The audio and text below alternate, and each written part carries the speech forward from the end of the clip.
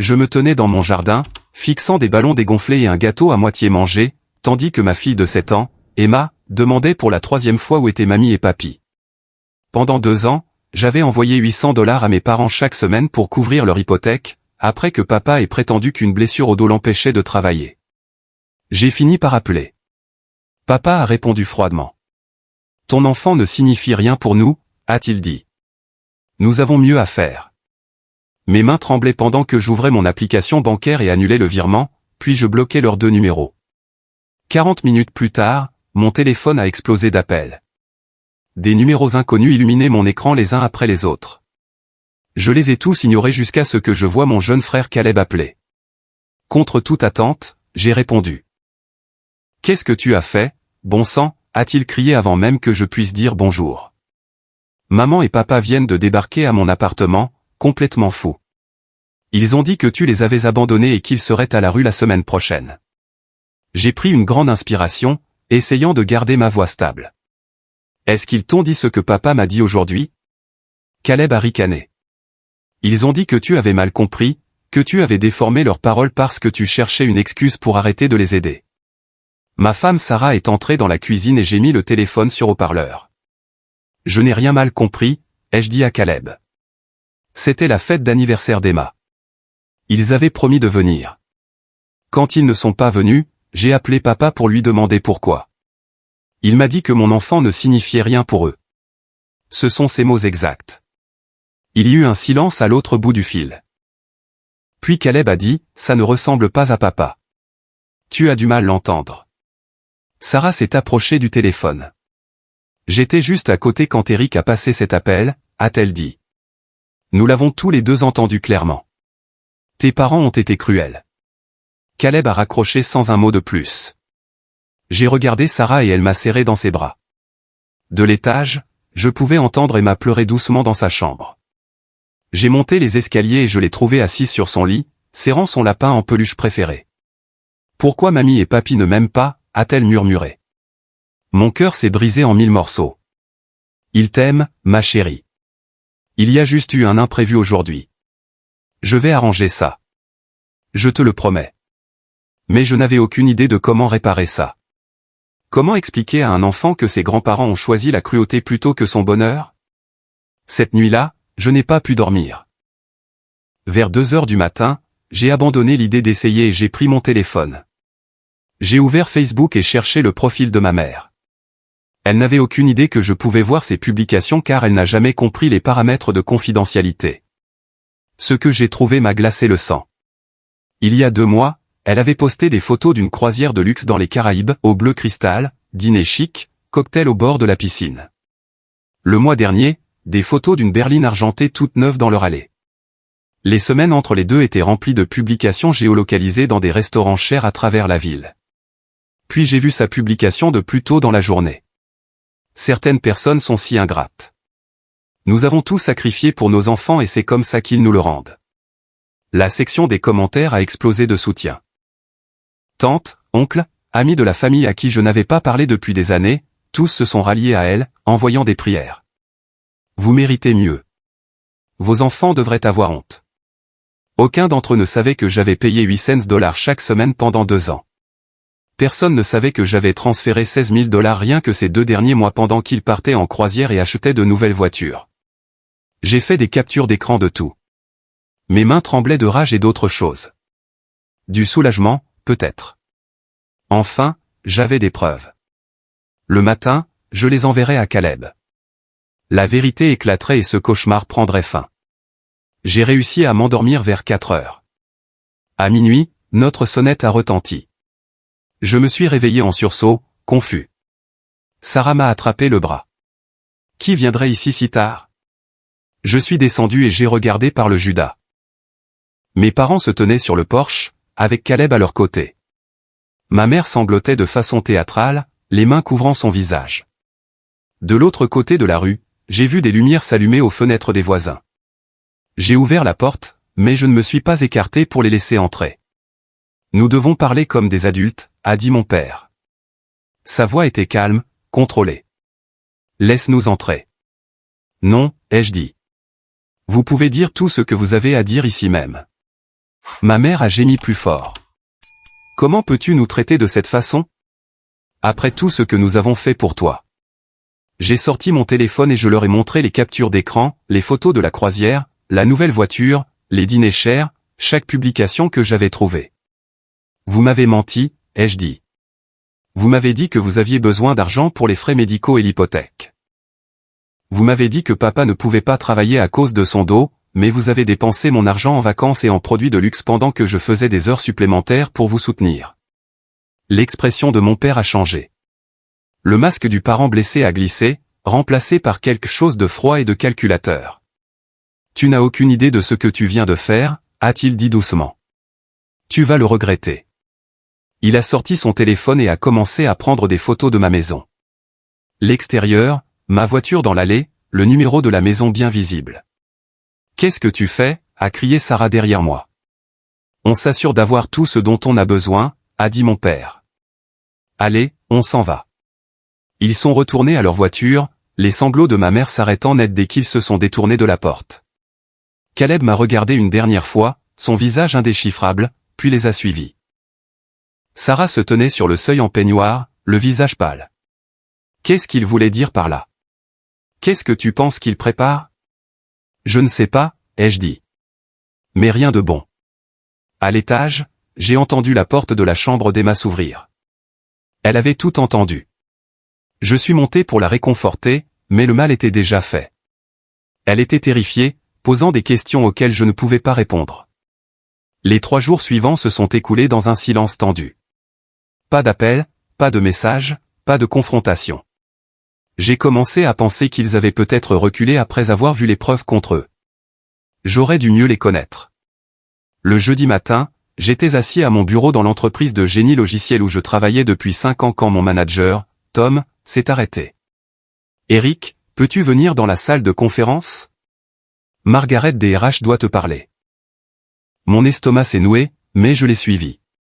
Margaret était assise à la table avec un dossier devant elle, son expression professionnellement neutre. Veuillez vous asseoir, a-t-elle dit.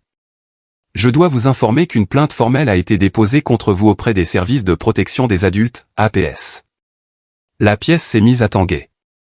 Quoi? Vos parents ont affirmé que vous les exploitiez financièrement et que vous les aviez maintenant abandonnés dans un état de vulnérabilité. L'APS a contacté notre bureau dans le cadre de leur enquête. C'est de la folie, ai-je dit. C'est moi qui les payais, pas l'inverse. J'ai des relevés bancaires qui prouvent tout. Margaret a levé la main. Je vous crois, et vous aurez l'occasion de présenter vos preuves à l'enquêteur. Cependant, la politique de l'entreprise exige que tout employé faisant l'objet d'une enquête pour maltraitance de personnes âgées soit placé en congé administratif temporaire jusqu'à ce que l'affaire soit résolue. Vous me suspendez? Ce n'est pas une suspension, a dit Tom, mais il n'a pas voulu croiser mon regard. C'est un congé payé. Une fois que ce sera réglé, vous reviendrez. J'ai besoin que vous emballiez vos effets personnels et que vous quittiez le bâtiment aujourd'hui, a poursuivi Margaret. Je suis désolé, Eric. Je sais que c'est difficile. Je suis retourné à mon bureau, hébété. Mes collègues me fixaient pendant que je chargeais mes affaires dans une boîte en carton. 5 ans de travail, de relations construites, de respect gagné, tout cela envolé en une seule conversation. En transportant la boîte à travers le hall, j'ai vu Tom qui regardait depuis la fenêtre de son bureau. Il avait l'air déçu de moi. À la maison, Sarah pliait le linge quand je suis entré. Elle n'a eu qu'à regarder mon visage et la boîte dans mes bras pour comprendre. Ils m'ont fait suspendre, ai-je dit. L'APS a appelé mon travail. Elle s'est assise lourdement sur le canapé. Qu'est-ce qu'on va faire? Ton salaire représente la majeure partie de nos revenus. Je ne travaille qu'à temps partiel au cabinet dentaire. C'est un congé payé, ai-je dit, mais les mots sonnaient creux. Une fois que j'aurai prouvé que les accusations sont fausses, tout redeviendra normal. Cet après-midi-là, une femme nommée Diana des services de protection des adultes est arrivée chez nous. Elle était professionnelle mais sérieuse, posant des questions détaillées sur ma relation avec mes parents, sur l'argent que je leur avais envoyé, sur la raison pour laquelle j'avais arrêté. Je lui ai tout montré. 2 ans de virements bancaires, $800 chaque semaine, comme une horloge, les captures d'écran de leurs photos de vacances et de leurs achats de luxe, la chronologie montrant qu'ils n'avaient déposé la plainte qu'après que je leur ai coupé les vivres. Diana prenait des notes, son expression s'adoucissant légèrement. Cela semble en effet être une mesure de rétorsion, a-t-elle dit.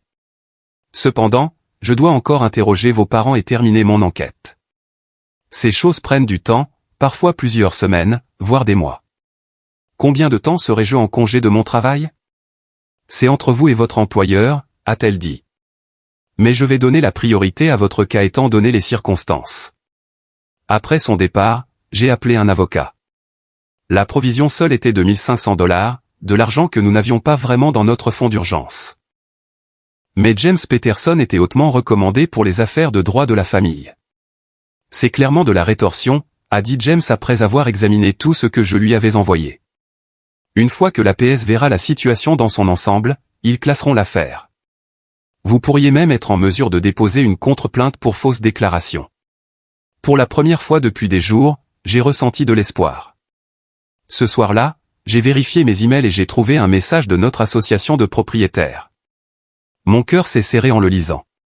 Une plainte formelle a été déposée, affirmant que votre propriété est utilisée pour des activités illégales. Le conseil de l'association mènera une enquête. Veuillez répondre dans un délai de 5 jours ouvrables. J'ai montré le message à Sarah et elle s'est mise à pleurer. Qui déposerait une chose pareille? Je savais exactement qui. Puis j'ai fait l'erreur de vérifier Facebook. Ma mère avait publié dans notre groupe communautaire, une page locale avec plus de 3000 membres. La publication avait déjà été partagée 300 fois. Mon fils nous a complètement coupés de sa vie et essaie de détruire la nôtre. Nous sommes âgés et vulnérables, et il nous a laissés sans rien. S'il vous plaît, gardez-nous dans vos prières pendant cette période difficile. Les commentaires étaient vicieux. Des gens que je n'avais jamais rencontrés me traitaient de monstre, de honte, de fils terrible.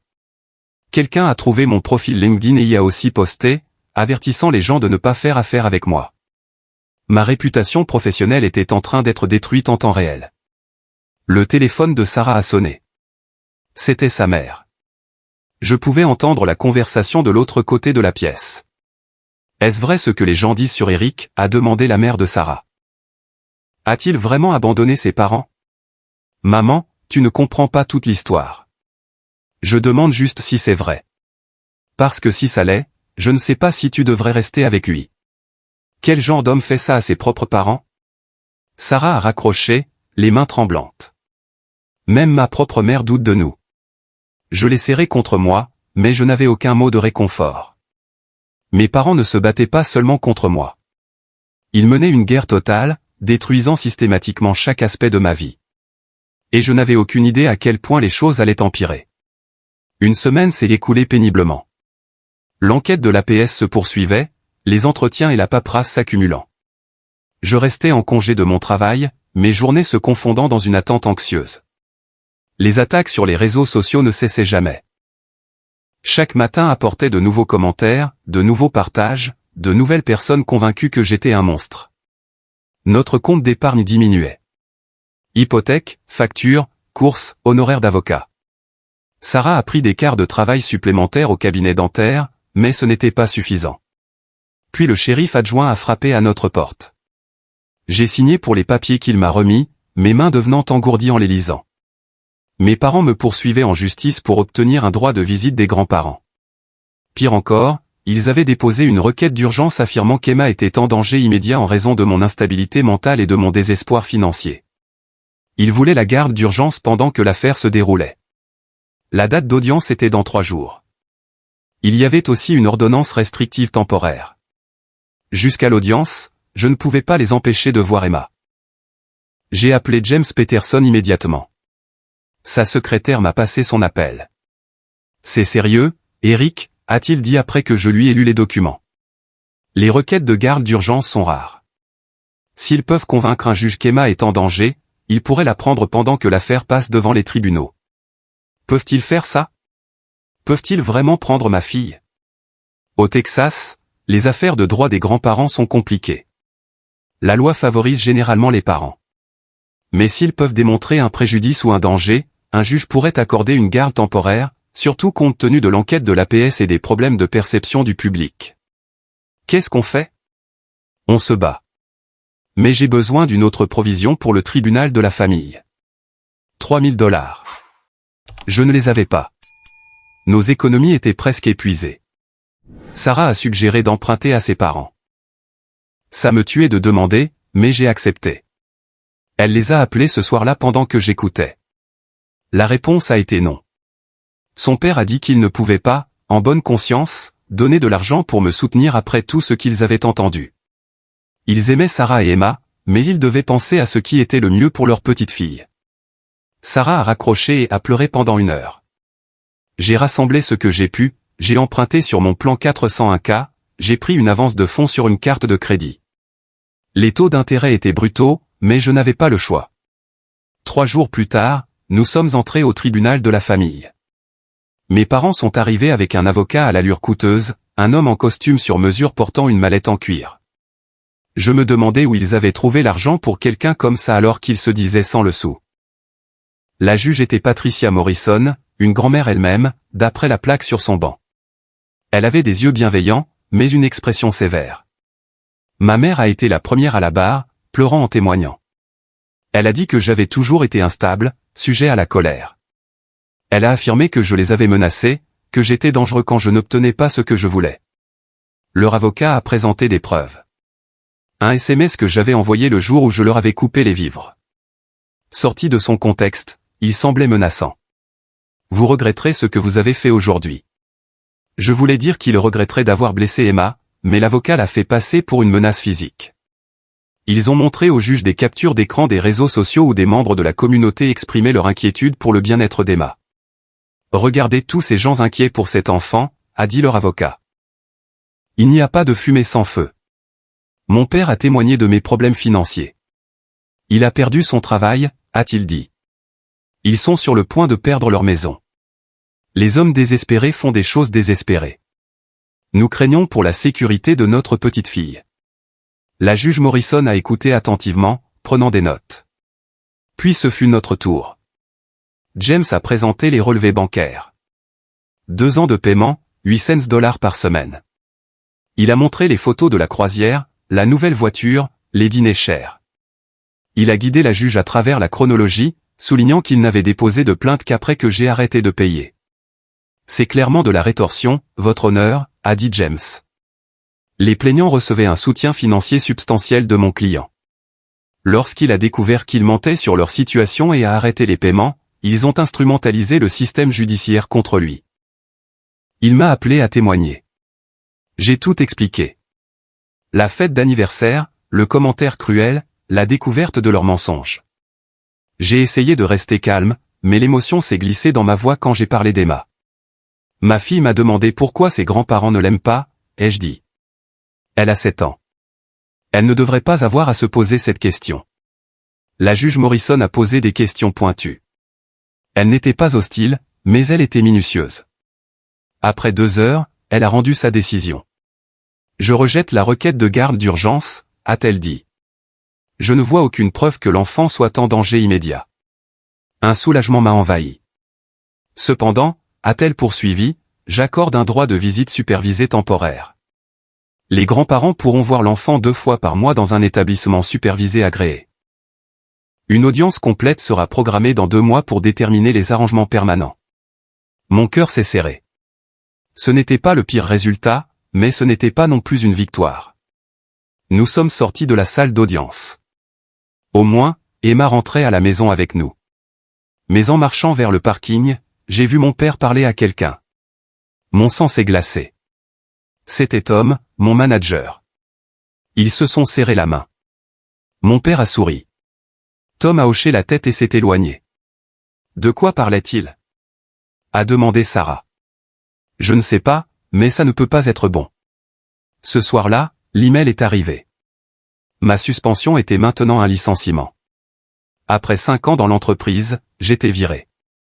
L'email citait des problèmes juridiques en cours et des préoccupations de réputation, qui faisaient de moi un passif pour l'organisation. Sarah a lu l'email par-dessus mon épaule et s'est effondrée sur une chaise. Nous ne pouvons pas payer l'hypothèque santé revenu. Qu'est-ce qu'on va faire ? J'ai regardé nos finances. 2 semaines avant l'échéance du prochain paiement hypothécaire. Nous ne les avions pas. Les frais de scolarité de l'école privée d'Emma étaient dus dans 1 mois. $3000 que nous n'avions absolument pas. Mon assurance maladie avait disparu. Le travail à temps partiel de Sarah n'offrait pas d'avantages sociaux. Tout s'effondrait. Cette nuit-là, Emma a demandé pourquoi j'avais l'air si triste tout le temps.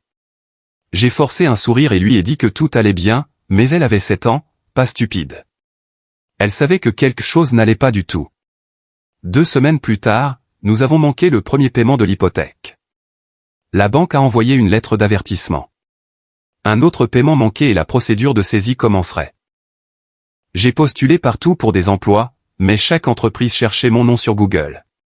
Les résultats de recherche étaient des pages d'allégations de maltraitance et d'indignation de la communauté. Personne ne m'a rappelé. Mes parents n'avaient pas seulement attaqué mon présent, ils détruisaient systématiquement mon avenir. Et ils le faisaient avec une précision chirurgicale. 2 semaines après avoir perdu mon emploi, je passais chaque jour à postuler à des postes que je savais que je n'obtiendrais pas. La deuxième échéance de l'hypothèque est arrivée. Nous ne pouvions pas la payer. La banque a envoyé une autre lettre.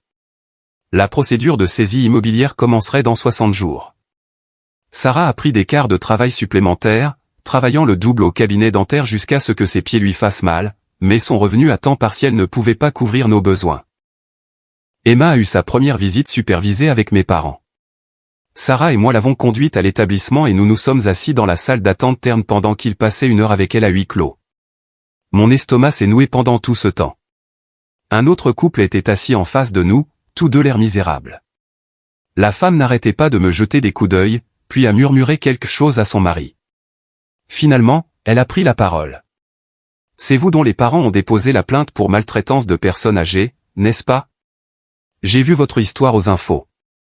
Je me suis tendu, m'attendant à une autre attaque. Au lieu de cela, elle a dit, notre fils nous a fait la même chose. Je l'ai dévisagé. Quoi? Son mari s'est penché en avant. Notre fils, Marcus, nous lui donnions $1000 par mois depuis des années. Il disait qu'il avait des difficultés financières. Quand nous lui avons finalement dit que nous ne pouvions plus continuer, il a aussi déposé des plaintes pour maltraitance contre nous. Puis il a intenté un procès pour obtenir les droits des grands-parents sur nos 2 petits-enfants. Nous ne les avons pas vus depuis 8 mois. La femme, qui s'est présentée comme Linda, a sorti son téléphone. Il a appris ça d'un groupe en ligne. Il y a des gens qui apprennent aux autres à faire ça. Comment manipuler vos parents pour qu'ils vous donnent de l'argent, puis comment les détruire s'ils arrêtent. Son mari, Robert, m'a montré une capture d'écran. Un groupe Facebook appelé « Liberté financière grâce à la famille ». Plus de 8000 membres. Nous avons trouvé ça après des mois de recherche, a dit Robert. Ils apprennent aux gens à culpabiliser leurs parents, à simuler des blessures ou des difficultés, à instrumentaliser les services de protection des adultes et le système judiciaire. Je me suis senti mal. C'est exactement ce qui m'arrive. Linda a hoché la tête. Nous avons essayé de contacter d'autres familles qui vivent la même chose. Il y en a plus que vous ne le pensez. Après la fin de la visite d'Emma et notre retour à la maison, je ne pouvais pas arrêter de penser à ce groupe. Cette nuit-là, après que Sarah et Emma se soient endormies, j'ai créé un faux compte Facebook et j'ai rejoint « Liberté financière grâce à la famille ». Ce que j'ai trouvé m'a glacé le sang. Le groupe était un guide détaillé pour l'abus financier. Des publications expliquaient comment convaincre les parents qu'ils vous devaient de l'argent. Comment simuler des problèmes médicaux, comment déposer des plaintes pour abus lorsque les parents arrêtaient de payer, comment utiliser les droits des grands-parents comme levier. J'ai fait défiler pendant des heures, mon horreur grandissant à chaque publication. Puis je l'ai vu. Une publication d'il y a 6 mois de quelqu'un nommé Caleb Walker. Mon frère. Besoin d'un conseil, disait la publication. Les parents veulent couper les paiements de mon frère. Il leur paie 8 cents par semaine. J'en touche 20%. Comment faire pour que l'argent continue d'arriver? Les réponses lui ont dit exactement quoi faire. Aide tes parents à engager des poursuites judiciaires contre lui. Rends-le désespéré. Saigne-le à blanc. Il n'aura pas d'autre choix que de continuer à payer. La publication suivante de Caleb datait d'il y a 3 mois. Merci à tous. Le plan fonctionne. Mon frère paie plus maintenant et a trop peur d'arrêter. Je ne pouvais plus respirer. Mon propre frère avait orchestré cela depuis le début. J'ai appelé Caleb. Il a répondu à la 3e sonnerie. Je sais pour le groupe Facebook, ai-je dit. Je sais que tu as coaché maman et papa. Je sais que tu touches 20% de chaque paiement que j'ai fait. Silence. Puis, et alors? Et alors? Tu m'as trahi. Tu les as aidés à détruire ma vie pour de l'argent. Caleb a ri. Tu as toujours été l'enfant prodige, Eric. Maman et papa t'ont tout donné. L'aide pour l'université, la compte sur ta première voiture, les éloges. Je n'ai rien eu. J'ai enfin trouvé un moyen d'obtenir ce que je méritais. Tu es payé pour me ruiner. Je suis payé ce qui aurait dû m'appartenir depuis le début. Et oui, il paie aussi les avocats. Ma petite amie, Angela, est assistante juridique. Elle leur a obtenu une réduction. C'était tout planifié. Chaque pièce. J'ai enregistré la conversation. Le Texas est un État où le consentement d'une seule partie est requis. Quand Caleb a réalisé ce qu'il venait d'admettre, il a essayé de faire marche arrière, mais il était trop tard. J'ai appelé James Peterson le lendemain matin. C'est de l'or, a-t-il dit après avoir écouté l'enregistrement. Cela prouve l'intention malveillante, le complot, l'extorsion. Nous pouvons déposer une contre-poursuite, une motion de rejet de l'affaire des droits des grands-parents. Les signaler à l'APS pour fausse déclaration. Pour la première fois depuis des semaines, j'ai ressenti quelque chose comme de l'espoir. Mais cet espoir a duré moins de 24 heures. Je me suis réveillé le lendemain matin au cri d'Emma. Sarah et moi avons couru dehors. Quelqu'un avait tagué notre maison à la bombe de peinture pendant la nuit. Abuseur des personnes âgées, en lettres rouges d'1 mètre de haut sur la porte du garage. Enfants en danger, sur la porte d'entrée. Les voisins se tenaient dans leur jardin, nous fixant. J'ai appelé la police. Ils ont pris une déposition, mais il n'y avait pas de caméra qui avait filmé. Sans preuve de l'auteur, ils ont dit qu'ils ne pouvaient rien faire. Cet après-midi-là, Sarah est allée faire les courses. Quand elle est sortie, ses 4 pneus étaient crevés. Ce soir-là, une brique a fracassé notre fenêtre de devant. Une note y était collée. Tu paieras.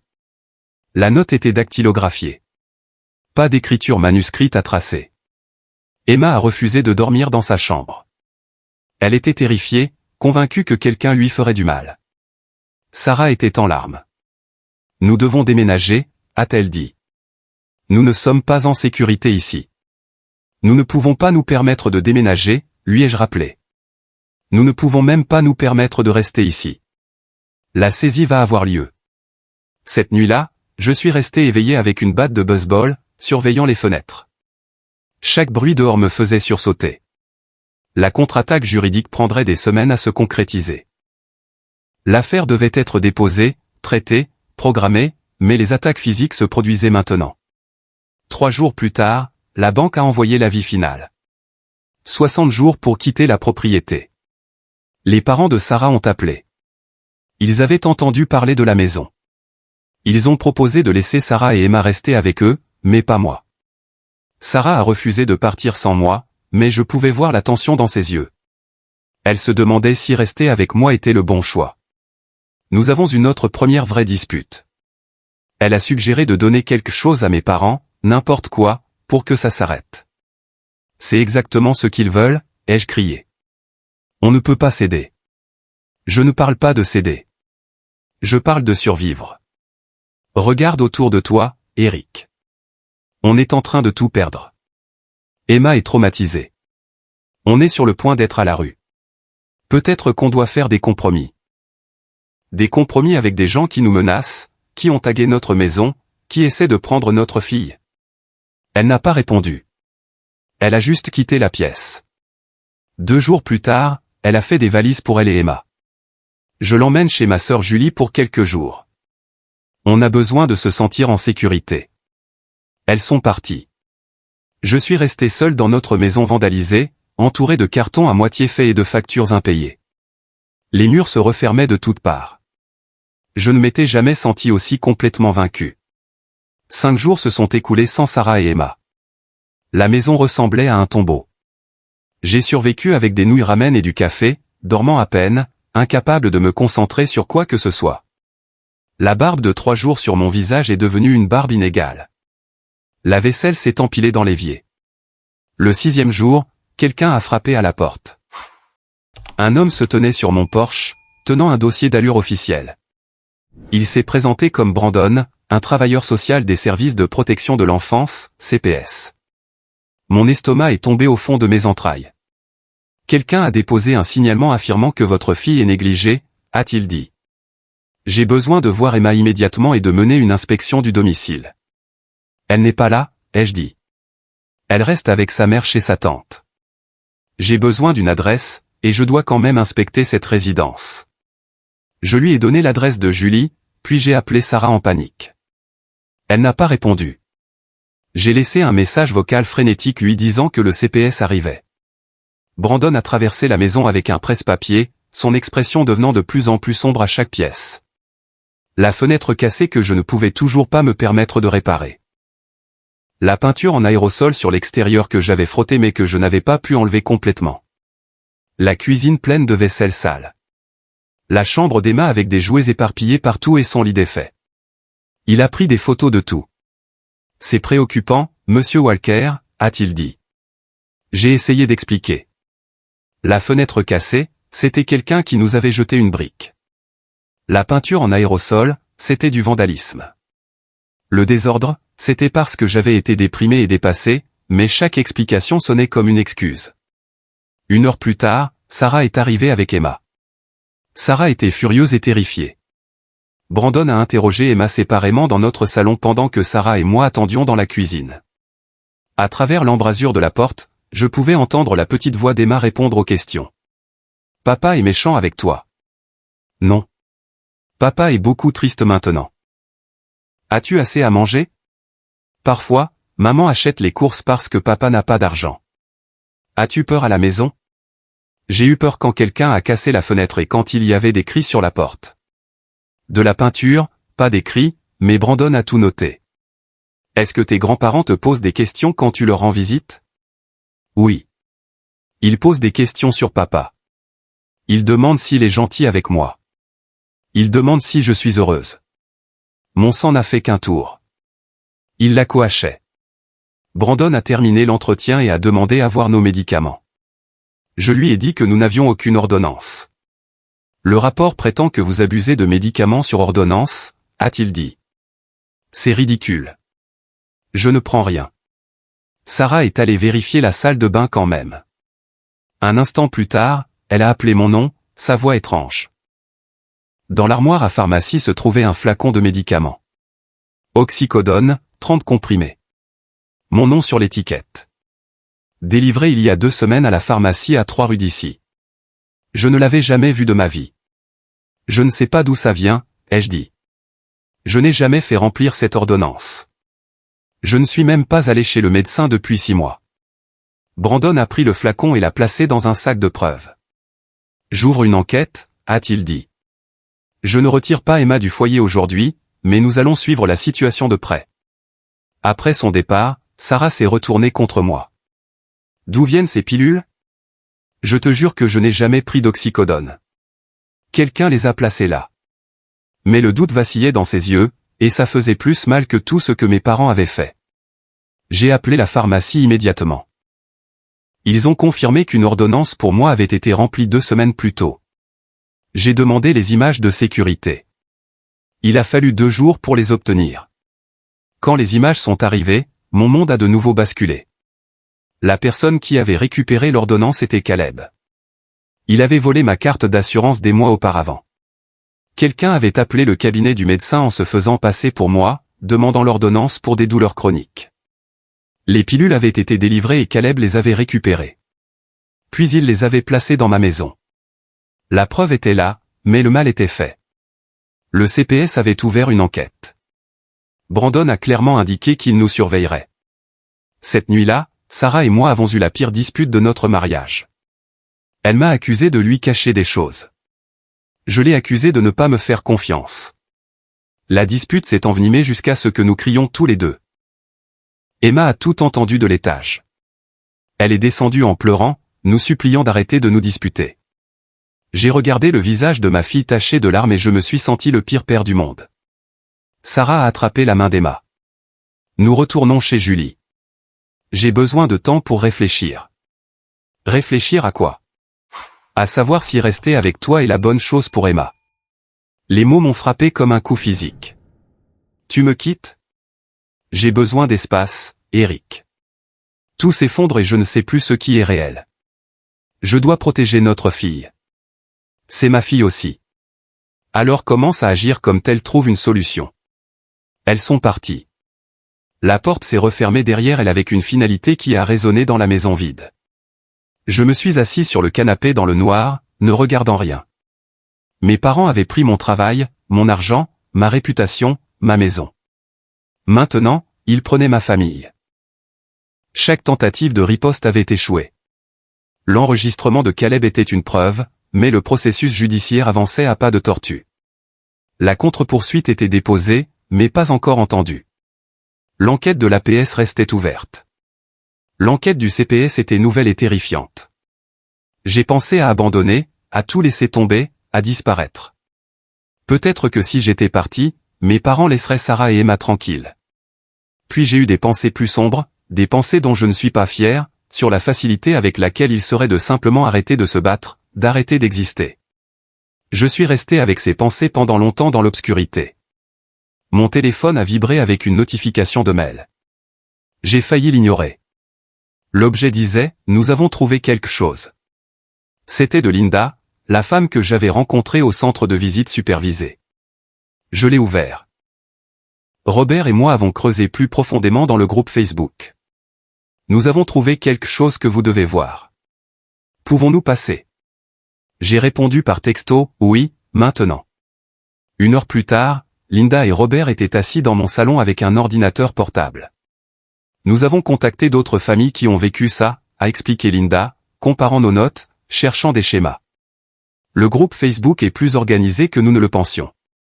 Il y a des leaders qui recrutent activement des gens et leur apprennent l'arnaque. Robert a tourné l'ordinateur portable vers moi. Nous avons trouvé des séquences vidéo. Vos parents se sont enregistrés en train d'apprendre aux autres comment faire ça. Ils l'ont posté dans une section privée du groupe il y a 3 semaines. Il a appuyé sur lecture. La vidéo montrait mes parents assis à leur table de cuisine. Mon père parlait à la caméra comme s'il donnait un tutoriel. Notre fils nous payait $800 par semaine, a-t-il dit en souriant. Nous lui avons dit que c'était pour des frais médicaux, mais nous l'avons dépensé comme nous le voulions. Vacances, bon dîner, une nouvelle voiture. Quand il a finalement compris et a arrêté de payer, nous avons dû lui donner une leçon. Ma mère est intervenue. Déposer la plainte pour maltraitance était facile. Les services de protection des adultes doivent enquêter sur chaque signalement. Peu importe si c'est vrai. Ils ont appelé son travail et il a été suspendu tout de suite. Caleb est apparu à l'écran. Les droits des grands-parents sont l'option nucléaire. Les tribunaux aiment les grands-parents, surtout quand on peut faire passer le parent pour instable. Nous avons intenté le procès pour la garde et nous l'avons regardé s'effondrer. Mon père a continué, la clé est de les frapper sous tous les angles, juridiques, financiers, social, professionnels. Les submerger pour qu'ils ne puissent pas riposter efficacement. Finalement, soit ils paient, soit ils craquent complètement. La vidéo durait 10 minutes. Ils expliquaient en détail chaque tactique qu'ils avaient utilisée contre moi. C'était à la fois une confession et un guide pratique. Nous l'avons téléchargée avant qu'ils ne puissent la supprimer, a dit Robert. Il y a des copies sauvegardées à 3 endroits différents. J'ai fixé l'écran, regardant mes parents me détruire pour le divertissement et le profit. C'est ça, ai-je murmuré. C'est la preuve dont nous avons besoin. Linda a hoché la tête. Nous avons aussi contacté une journaliste du Houston Chronicle. Elle s'appelle Amy Rodriguez. Elle est intéressée par une enquête sur ce réseau d'arnaques. Elle veut vous interviewer, vous et d'autres familles. J'ai ressenti la première étincelle de véritable espoir depuis des semaines. Quand? Dès que possible. Cela pourrait faire éclater toute l'affaire. J'ai accepté immédiatement. L'audience pour la garde était dans 5 jours. Si nous pouvions présenter cette vidéo, l'affaire s'effondrerait. Nous pourrions aussi porter des accusations criminelles. Fraude électronique, complot, extorsion. C'était le tournant. Mais le lendemain matin, je me suis réveillé en trouvant une enveloppe glissée sous ma porte. Pas de timbre, livré à la main pendant la nuit. À l'intérieur, des photographies. Emma à l'école, jouant sur le terrain de jeu. Sarah au travail, marchant vers sa voiture. La maison de Julie, celle où elle séjournait. Plusieurs angles, pris sur plusieurs jours. Et une note dactylographiée sur du papier ordinaire. Laisse tout tomber ou tout le monde sera blessé. Tu as 24 heures. Mes mains tremblaient si fort que j'ai laissé tomber les photos. Ils nous surveillaient, surveillaient ma fille, suivaient ma femme. La menace n'était plus abstraite. Elle était immédiate et physique. L'interview avec la journaliste était prévue pour demain. L'audience pour la garde était dans 5 jours. Mais si j'allais de l'avant, ferait-il du mal à Emma? À Sarah? J'ai appelé James Peterson. Il a dit que les photos étaient menaçantes, mais assez vagues pour que la police ne puisse pas faire grand-chose sans preuve de l'expéditeur. Je suis resté assis avec l'enveloppe entre les mains, fixant les photos de ma fille. La vidéo était la clé pour mettre fin à tout ça, mais l'utiliser pourrait mettre Emma en danger. Je ne m'étais jamais senti aussi piégé, ou aussi complètement sans bonnes options. 24 heures pour décider entre la justice et la sécurité. J'ai choisi la sécurité. J'ai appelé mon père. Mon père a répondu à la deuxième sonnerie et je pouvais entendre la suffisance dans sa voix avant même qu'il ne parle. Allô, Eric. Je me demandais quand tu appellerais. Ma voix est sortie plate, vaincue. Vous gagnez. Je ferai tout ce que vous voulez. Il y a eu une pause, puis, sage décision. Laisse-moi te dire ce dont nous avons besoin. Il a énoncé les termes. Premièrement, des excuses publiques sur les réseaux sociaux, admettant que j'avais eu tort sur toute la ligne. Deuxièmement, l'abandon de toutes les actions en justice contre eux. Troisièmement, le rétablissement des paiements à 1200 $ par semaine, une augmentation par rapport aux 8 cents d'origine. Quatrièmement, la cession de 30% de mon 401K. Cinquièmement, l'annulation de l'interview avec la journaliste. Et enfin, l'acceptation de la garde conjointe d'Emma. Chaque mot était comme avaler du verre, mais j'ai tout accepté. Nous nous retrouverons demain pour signer les papiers, a-t-il dit. Midi, au café sur Riverside Drive. Viens seul. Je serai là. Dès que j'ai raccroché, j'ai appelé James Peterson, puis Linda et Robert, puis la journaliste Amy Rodriguez. Je ne me rends pas vraiment, leur ai-je dit. Je tends un piège. James était sceptique. C'est dangereux, Eric. Si quelque chose tourne mal, tu pourrais tout perdre. J'ai déjà tout perdu, ai-je dit. C'est la seule carte qu'il me reste à jouer. Nous avons passé les heures suivantes à planifier. James a arrangé pour que l'inspectrice Monica Harris me fournisse un appareil d'enregistrement, un petit micro que je pourrais cacher sous ma chemise. Le plan était de faire parler mes parents, de leur faire avouer sur bande tout ce qu'ils avaient fait. Amy voulait être à proximité avec un photographe pour documenter l'arrestation. Linda et Robert ont offert d'être des témoins de secours si nécessaire. J'ai répété la conversation encore et encore. Le but était de les mettre à l'aise, de les faire se vanter de leur stratagème. Des gens comme mes parents, des gens qui pensaient avoir déjà gagné, adoraient se vanter. Cette nuit-là, j'ai à peine dormi. Je n'arrêtais pas de penser à Emma et Sarah, aux photos que quelqu'un avait prises d'elles. Si ça tournait mal, si mes parents réalisaient ce que je faisais, mettraient-ils leurs menaces à exécution? Mais si je ne faisais rien, je perdrais de toute façon. Le lendemain matin, j'ai rencontré l'inspectrice Harris au poste de police. Elle m'a équipé du micro, un minuscule microphone qui se clipsait à l'intérieur de mon col avec un émetteur caché à ma ceinture. Rappelez-vous, a-t-elle dit, vous avez besoin qu'ils admettent explicitement les crimes, les plaintes pour maltraitance, l'extorsion, les menaces. Faites-les parler du plan. J'ai conduit jusqu'au café et je suis arrivé avec 20 minutes d'avance. L'endroit était moyennement bondé. Des hommes d'affaires sur leurs ordinateurs portables et des étudiants en train de réviser. La vie normale se déroulait autour de moi pendant que la mienne était en jeu. Mes parents sont arrivés à midi pile, avec Caleb à leur côté. Ils avaient l'air confiants, détendus. Mon père portait un dossier en cuir avec des papiers à l'intérieur. Nous nous sommes assis à une table dans le coin arrière. Ma mère a commandé un latte. Caleb a pris un cappuccino. Je ne pouvais rien avaler. Mon père a fait glisser les papiers sur la table. Les excuses sur les réseaux sociaux, les documents juridiques, l'abandon des poursuites, les formulaires de transfert du 401K, l'accord de garde, tout ce que j'avais accepté. Signe ici, ici, et ici, a-t-il dit en montrant les lignes de signature. J'ai pris le stylo, puis je l'ai reposé. Avant de faire ça, j'ai juste besoin de comprendre. Pourquoi me détestez-vous autant? Mon père a ri. Te détester? Ce n'est pas personnel, Eric. C'est du business. Caleb s'est penché en arrière sur sa chaise. Tu as toujours tout eu. Maman et papa ont payé tes études, aidé pour ton mariage, t'ont donné de l'argent chaque fois que tu demandais. Je n'ai rien eu. Il s'agissait de rééquilibrer les choses. Vous auriez pu simplement demander de l'aide, ai-je dit, essayant de les faire parler. Vous n'étiez pas obligé de faire tout ça. Ma mère a remué son latte, sa voix désinvolte. Où est le plaisir de simplement demander? En plus, tu étais si facile à manipuler. Il suffisait de mentionner qu'on avait des ennuis, et tu nous jetais de l'argent. Donc, il s'est toujours agi d'argent, rien d'autre. Mon père a souri. Tout est une question d'argent, mon fils. Et tu en avais. Nous en voulions. C'est aussi simple que ça. J'ai insisté. Mais les plaintes pour maltraitance, le procès pour la garde, la destruction de mon travail, ça allait au-delà du simple fait de vouloir de l'argent. Tu aurais juste dû continuer à payer, a dit ma mère en haussant les épaules.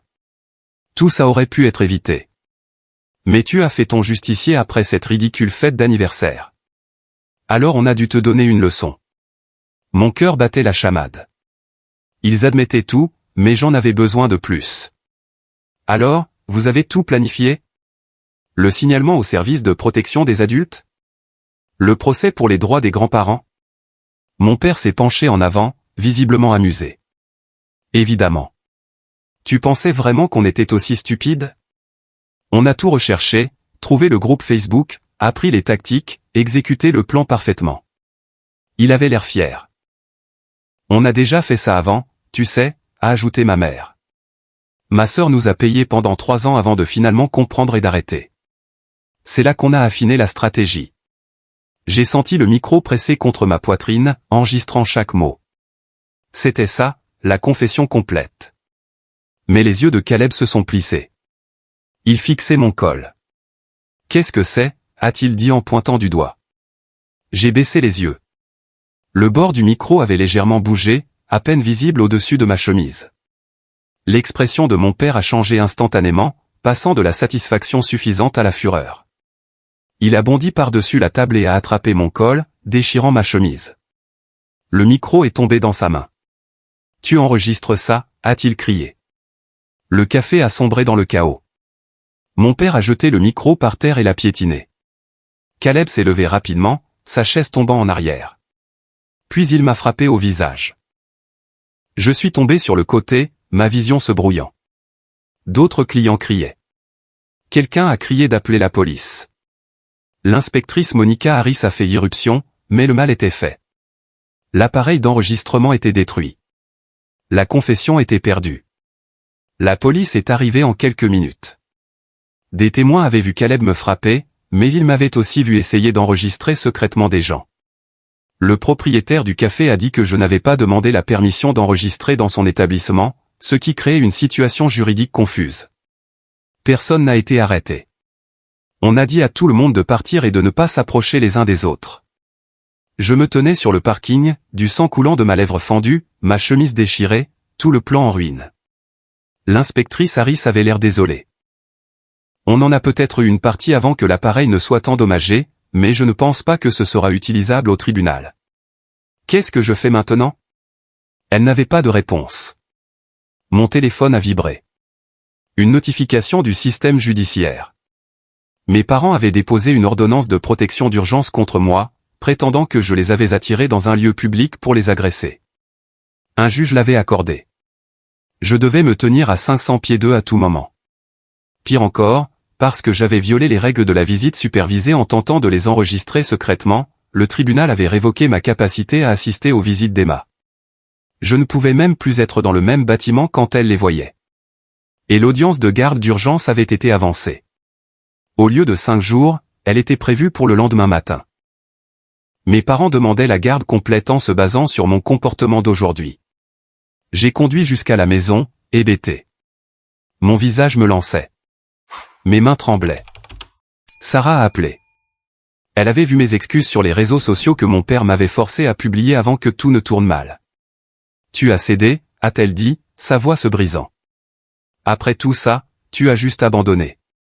J'ai essayé d'expliquer le piège, le plan, comment tout s'était effondré. Tu as tout risqué sur un plan stupide, a-t-elle dit. Tu aurais pu te blesser. Ils auraient pu s'en prendre à Emma. Ils ont déjà menacé Emma. Je devais faire quelque chose. Eh bien, tu as fait quelque chose. Tu as empiré les choses. Je veux une séparation, Eric. Je dépose les papiers. Je dois protéger Emma et je ne peux pas le faire si je suis avec toi. Les mots m'ont frappé plus fort que le coup de poing de Caleb. Sarah, s'il te plaît. Je suis désolé. Je dois d'abord penser à Emma. S'ils obtiennent la garde demain, au moins je pourrai essayer d'être impliqué. Mais si je suis avec toi, ils s'en prendront à moi aussi. Elle a raccroché. Je suis resté assis dans ma maison détruite. Du sang sur le visage. Mon mariage se terminait. L'audience pour la garde de ma fille le lendemain matin et absolument aucune défense restante. Amy Rodriguez a appelé pour me dire que son rédacteur en chef avait abandonné l'article. Trop de complications juridiques maintenant. Le journal ne pouvait pas risquer un procès de la part de mes parents. Chaque mouvement que je faisais se retournait contre moi. Chaque plan échouait. Chaque combat me laissait plus faible qu'avant. C'était fini. J'avais perdu.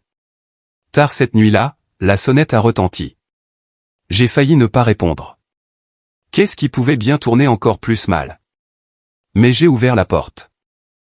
Robert se tenait là, tenant son ordinateur portable, son visage rouge d'excitation. Linda a trouvé quelque chose, a-t-il dit en me poussant pour entrer dans la maison. Tu dois voir ça tout de suite. Il a ouvert l'ordinateur portable sur la table de ma cuisine. On a continué à creuser dans le groupe Facebook, à fouiller les archives, les anciennes publications, tout. Linda a trouvé des fichiers vidéo que tes parents avaient postés avant de rendre le groupe plus privé. Il n'avait pas réalisé que les anciennes publications étaient toujours en cache. Il a cliqué sur lecture.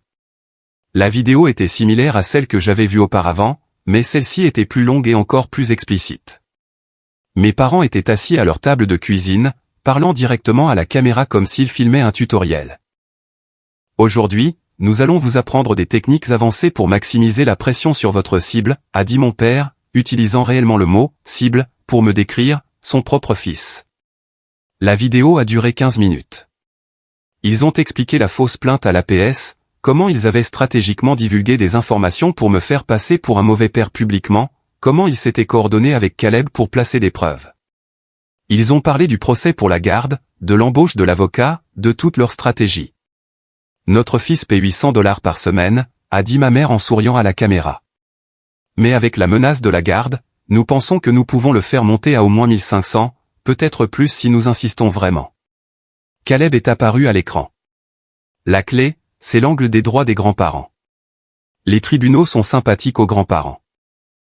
Nous avons demandé la garde d'urgence en sachant qu'elle ne serait probablement pas accordée, mais cela met une pression maximale sur lui fait peur de perdre sa fille. Les gens effrayés font des erreurs.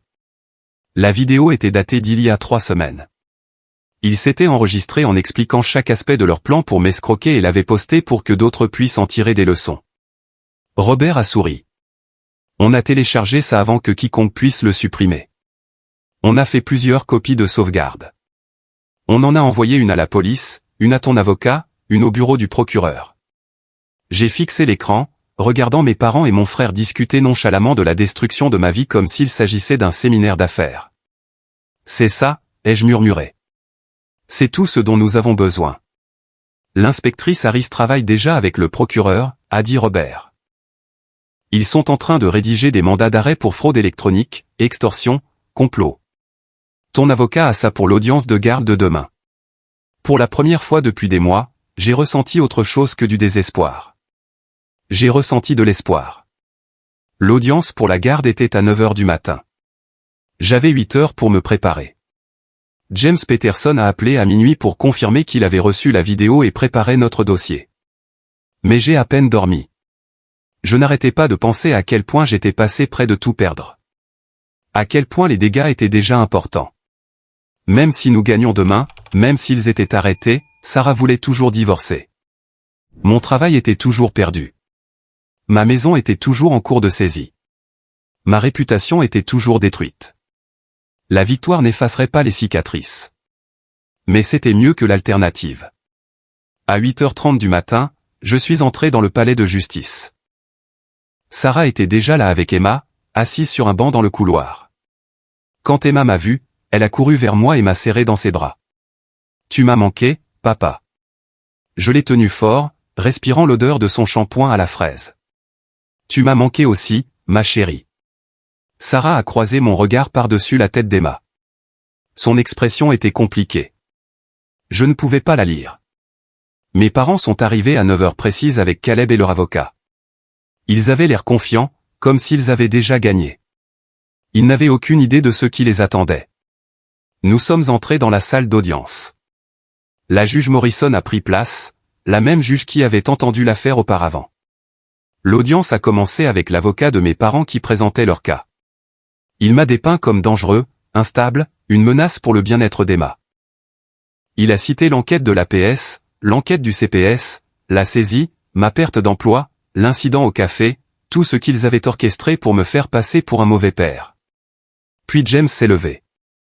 Votre honneur, nous avons de nouvelles preuves qui changent fondamentalement cette affaire. Il a présenté la vidéo. Le silence s'est fait dans la salle d'audience pendant sa diffusion. Les visages de mes parents se sont vidés de toute couleur. Leur avocat s'est penché pour leur chuchoter quelque chose d'urgent, mais ils sont restés figés. La vidéo a tout montré. Chaque mensonge, chaque manipulation, chaque étape calculée qu'ils avaient prise pour me détruire.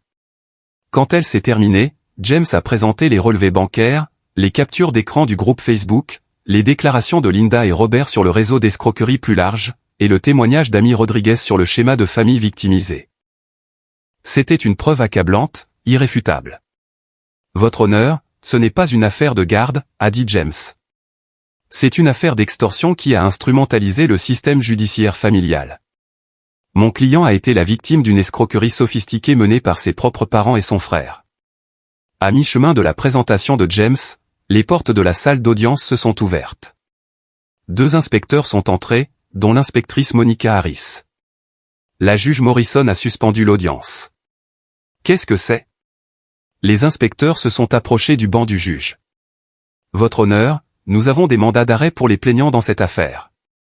Mes parents se sont levés, paniqués. Ma mère a commencé à pleurer, de vraies larmes cette fois, pas les fausses qu'elle avait utilisées auparavant. Mon père a essayé d'argumenter, mais sa voix tremblait. Caleb a essayé de s'enfuir. L'huissier l'a attrapé avant qu'il n'atteigne la porte. La salle d'audience a éclaté. La juge Morrison a frappé son marteau à plusieurs reprises, exigeant l'ordre. Les inspecteurs leur ont lu leurs droits. Fraude électronique, complot en vue de commettre une fraude, dépôt de fausses déclarations à la police, extorsion. Les accusations n'arrêtaient pas. Emma s'est pressée contre Sarah, effrayée par le chaos. Je me suis rapproché d'eux, et pour la première fois depuis des semaines, Sarah m'a laissé mettre mon bras autour d'eux deux. Mes parents ont été menottés. Mon père m'a regardé avec une haine pure alors qu'on le faisait sortir. Caleb n'a pas voulu croiser mon regard. Quand l'ordre a été rétabli, la juge Morrison s'est adressée à la cour. Je rejette cette affaire de droit des grands-parents avec préjudice, a-t-elle dit, sa voix dure. En 20 ans de service, je n'ai jamais vu un tel abus calculé du système judiciaire. Il sera interdit aux plaignants de déposer toute future demande de garde. Elle s'est tournée vers moi. Monsieur Walker, je vous accorde la garde légale complète de votre fille et je recommande que le tribunal pénal ordonne la restitution de tous les dommages que vous avez subis. Elle a regardé l'avocat de mes parents. Et je déposerai une plainte auprès du barreau de l'État concernant votre implication dans cette affaire. L'avocat s'est effondré sur son siège. C'était fini. Nous avions gagné. Sortir de cette salle d'audience était surréaliste. Sarah tenait la main d'Emma d'un côté et je la tenais de l'autre. Pour la première fois depuis des mois, je pouvais respirer. Mais je savais que le combat n'était pas complètement terminé. L'affaire pénale prendrait du temps à être traitée par les tribunaux. Les dommages causés à ma vie étaient réels et prendraient des années à être entièrement réparés. Pourtant, nous avions gagné la bataille qui comptait le plus. Emma était en sécurité. 2 jours plus tard, mes parents et Caleb ont été formellement inculpés. Le procureur a exposé l'affaire en détail lors de la mise en accusation. Les preuves étaient accablantes. Leur avocat leur a recommandé d'accepter un accord de plaidoyer. Mon père a écopé de 18 mois de prison. Ma mère a eu 12 mois.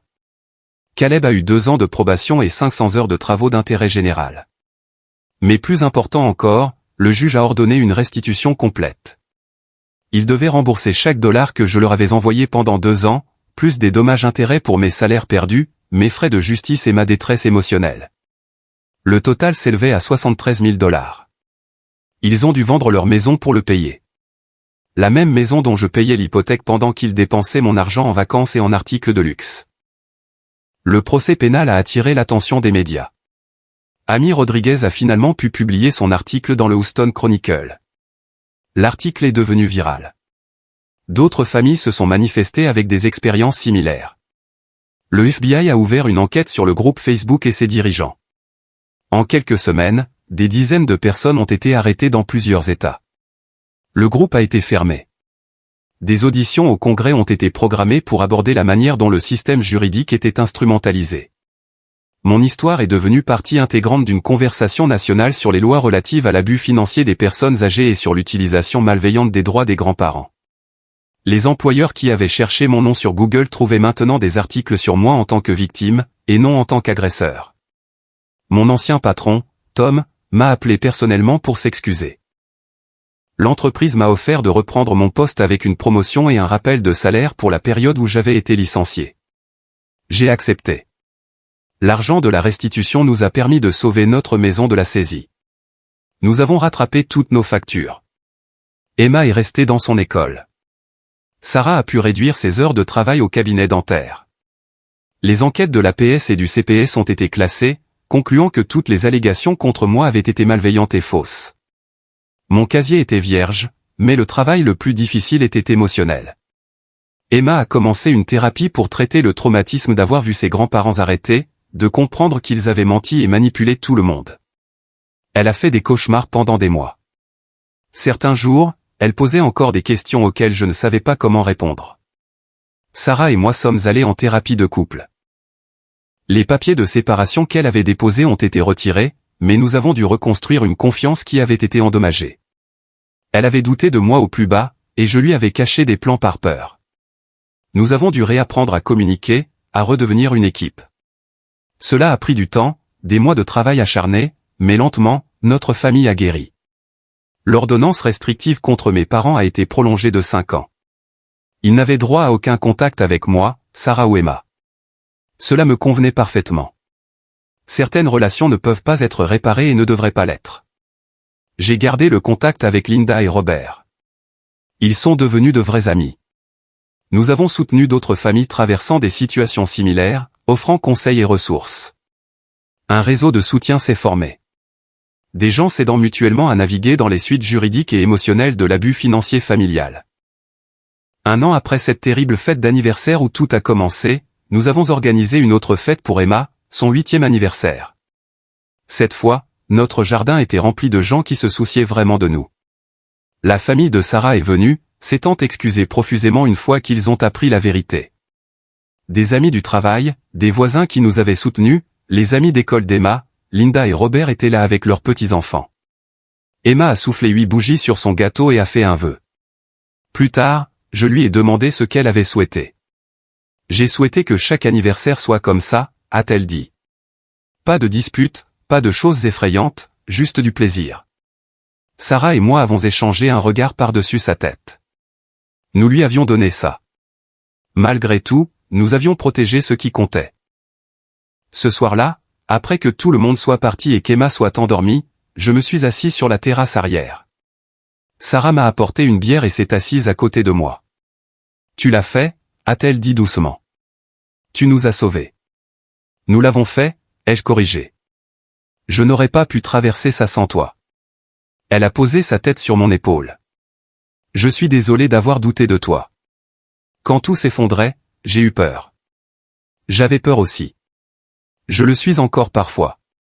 Mais on s'en est sorti. J'ai pensé à l'appel téléphonique qui a tout déclenché. La voix de mon père disant qu'Emma ne signifiait rien pour eux. Ces mots avaient révélé la vérité sur qui ils étaient vraiment. Et même si ça faisait mal, ça m'avait aussi libéré pour me battre sans culpabilité. Au cours des mois suivants, je suis devenu un militant pour changer les lois. J'ai témoigné devant la législature de l'État du Texas sur la facilité avec laquelle le système pouvait être manipulé. Plusieurs projets de loi ont été présentés pour ajouter des garanties contre les fausses plaintes à l'APS et les procès frivoles pour les droits des grands-parents. Ce travail a donné un sens à tout ce que nous avions traversé. J'ai aussi appris à me pardonner de ne pas avoir vu les manipulations plus tôt, pour l'argent que je leur avais envoyé, pour les erreurs que j'ai commises en essayant de me défendre. Le traumatisme vous fait agir de manière inhabituelle. Je devais l'accepter et aller de l'avant. Emma s'est épanouie. Les cauchemars se sont estompés. Ses notes se sont améliorées. Elle riait plus. Elle a cessé de poser des questions sur ses grands-parents. Quand elle les mentionnait, c'était de manière factuelle, sans la douleur d'autrefois. Sarah et moi avons célébré notre 10e anniversaire de mariage. Nous avons renouvelé nos vœux lors d'une petite cérémonie avec seulement des amis proches et la famille. Cette fois, les promesses que nous avons faites portaient le poids de tout ce que nous avions survécu ensemble. Je vérifiais régulièrement mon compte en banque et chaque fois que je voyais que le virement automatique hebdomadaire de $800 avait disparu, je ressentais un soulagement. Cet argent allait maintenant dans le fonds d'études d'Emma. L'avenir de ma fille, pas la cupidité de mes parents. Les leçons que j'ai apprises m'ont changé fondamentalement. J'ai appris que la famille n'est pas définie par le sang, mais par ceux qui se tiennent à vos côtés quand tout s'effondre. J'ai appris que parfois, la chose la plus difficile à faire est aussi la bonne chose. Couper les ponts avec mes parents a sauvé ma vraie famille. J'ai appris que dire non aux personnes toxiques est puissant, même quand ce sont des membres de la famille, surtout quand ce sont des membres de la famille. Ils ont essayé de me détruire parce que j'ai refusé de continuer à financer leur style de vie. Mais ce refus a été la décision la plus importante que j'ai jamais prise. J'ai appris que la vérité est puissante, même si elle met du temps à être entendue. Le système a failli me faire défaut. Il y a eu des moments où j'ai cru que les mensonges l'emporteraient, mais la persévérance et les preuves ont finalement prévalu. J'ai appris qu'on ne peut pas laisser la culpabilité être utilisée comme une arme contre soi. Mes parents ont instrumentalisé l'obligation familiale, la transformant en un outil de manipulation. Mais les relations familiales authentiques ne sont pas basées sur l'obligation et la culpabilité. Elles sont basées sur l'amour et le respect mutuel. Plus important encore, j'ai appris que survivre avec son intégrité intacte est une victoire suffisante. Il y a eu des moments où j'aurais pu compromettre mes valeurs pour faire cesser la douleur. J'aurais pu continuer à les payer. J'aurais pu admettre des choses que je n'ai pas faites. J'aurais pu abandonner Emma pour me protéger. Mais je me suis accroché à ce qui comptait, et cela a fait toute la différence. 3 ans se sont écoulés depuis cette fête d'anniversaire. Emma a maintenant 10 ans, s'épanouit à l'école, entourée d'amis. Sarah a été promue chef de bureau dans son cabinet dentaire. Je suis ingénieur logiciel senior, à la tête d'une équipe de développeurs. Nous avons déménagé dans une autre maison, dans un meilleur quartier. Un nouveau départ, de nouveaux souvenirs. L'ancienne maison portait trop de cicatrices. Mes parents ont été libérés de prison après avoir purgé leur peine. J'ai entendu par des parents éloignés qu'ils avaient déménagé dans un autre état. Ils n'ont jamais essayé de nous contacter, ce qui est exactement ce que l'ordonnance restrictive exige et ce que je préfère. Caleb m'a envoyé une lettre une fois, essayant de s'excuser. Je l'ai lue et je l'ai jetée. Certains ponts, une fois brûlés, ne devraient pas être reconstruits. Le mois dernier, Emma m'a demandé pourquoi je ne parlais jamais de mes parents. Parce que certaines personnes ne sont pas bonnes pour nous, lui ai-je dit honnêtement, même si c'est la famille. Et c'est normal de se protéger des gens qui te font du mal. Elle y a réfléchi et a hoché la tête. Comme tu me protèges. Exactement comme ça.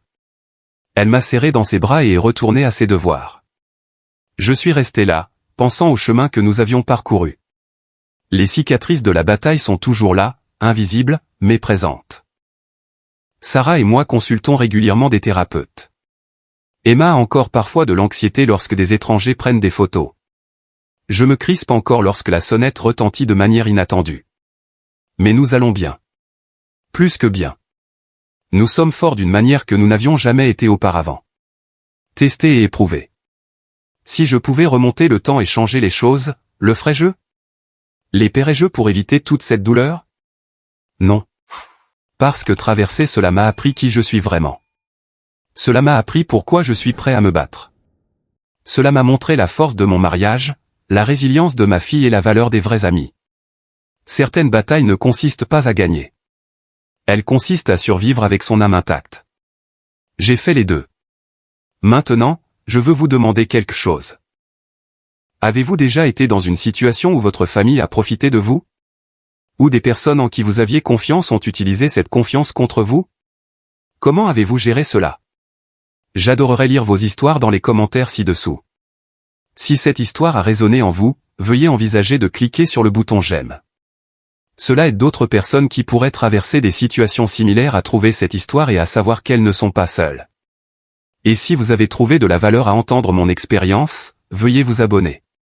Je partage d'autres histoires sur la manière de surmonter des situations familiales difficiles et de se reconstruire après une trahison. Votre abonnement compte énormément pour moi. Enfin, si vous connaissez quelqu'un qui pourrait bénéficier de l'écoute de cette histoire, veuillez la partager. Parfois, les gens ont besoin de savoir qu'il est possible de se défendre, même quand cela semble impossible. Merci d'avoir écouté mon histoire. J'espère qu'elle vous a apporté quelque chose de précieux. Que ce soit de l'espoir, de la validation, ou simplement le fait de savoir que vous n'êtes pas seul face à des dynamiques familiales difficiles. N'oubliez pas, protégez ce qui compte le plus. Tenez bon dans votre vérité et ne laissez jamais personne vous faire sentir coupable de refuser d'être maltraité. Prenez soin de vous et les uns des autres. À la prochaine fois.